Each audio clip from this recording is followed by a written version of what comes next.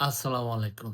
আজকের টপিক হচ্ছে এখন হট টপিক আরকি বাংলাদেশে যে মাননীয় রাষ্ট্রপতি মহোদয় চপ্পু সাহেবে নাকি উনাকে নাকি বিভিন্ন কাজ থেকে মাননীয় সাবেক উপদেষ্টা ইউনূস স্যারে নাকি দূরে রাখা হইছে।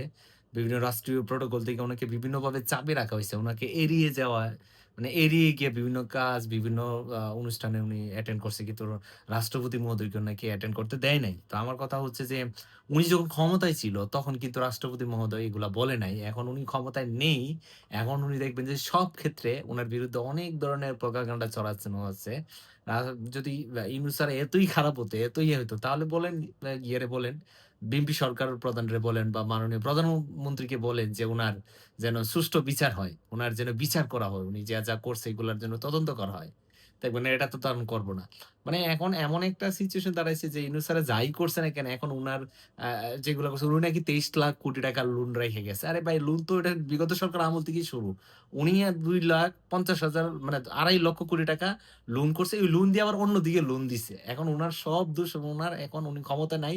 এখন চুপ্পু সাহেবের মতো লোকও উনাকে দোষারোপ করতেছে বিভিন্নভাবে। আর সাথে তাল দিচ্ছে বিএনপি কর্মীরা।